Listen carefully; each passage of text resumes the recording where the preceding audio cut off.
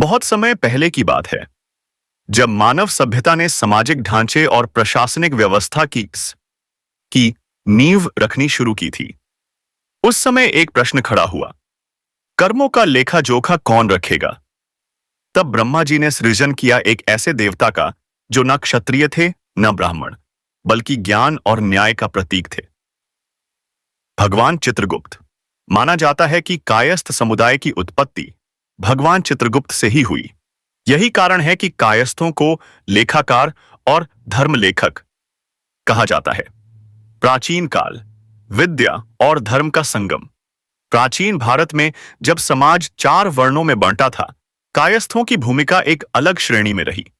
यह वो वर्ग था जो कलम से शस्त्र की बराबरी से करता था। उन्होंने शासकों के दरबार में लेखपाल, राजपुरोहित, मंत्री और न्यायाधीश की भूमिका निभाई। इनका ज्ञान सिर्फ धर्मशास्त्रों तक सीमित नहीं था, बल्कि राज्य प्रबंधन, कर संग्रह और नीति निर्माण में भी ये अग्रणी थे। मध्यकालीन भारत, कलम और प्रशासन का युग। मध्यकाल में जब भारत में मुस्लिम शासन आया और मुगलों का प्रभाव बढ़ा, तब भी कायस्थों ने अपनी योग्यता से अपनी जगह बनाई। वे फारसी भाषा में दक्ष हो गए और मुगलों के लिए मुंशी, दीवान और दरबारी सलाहकार बने। अकबर के नवरत्नों में कई कायस्थ भी प्रमुख रूप से कार्यरत थे। उन्होंने धर्म और शासन के बीच संतुलन बनाए रखा। ब्रिटिश काल, शिक्षा और नवजागरण। अंग्रेजों के भारत आने के साथ एक नई चुनौती सामने आई। नई भाषा, बावनी, नई व्यवस्था और नई शिक्षा प्रणाली। लेकिन कायस्थ समुदाय ने इस बदलाव को भी अवसर में बदला। वे अंग्रेजी भाषा में दक्ष हुए और प्रशासनिक सेवाओं, वकालत, शिक्षा और पत्रकारिता में अपना वर्चस्व स्थापित किया।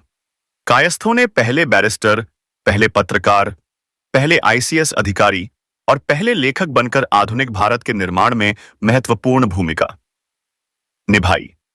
लाला लाजपत राय, राजा राममोहन राय और मुंशी प्रेमचंद जैसे अनेक नाम कायस्थ समाज की देन है। आधुनिक युग, विविध क्षेत्रों में उत्कृष्टता। आज के समय में कायस्थ केवल कलम तक सीमित नहीं हैं।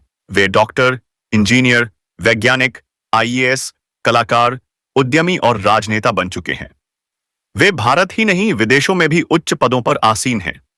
लेकिन एक बात अब भी वैसी ही है, ज्ञान के प्रति आदर, न्याय के प्रति निष्ठा और समाज के प्रति सेवा भावना।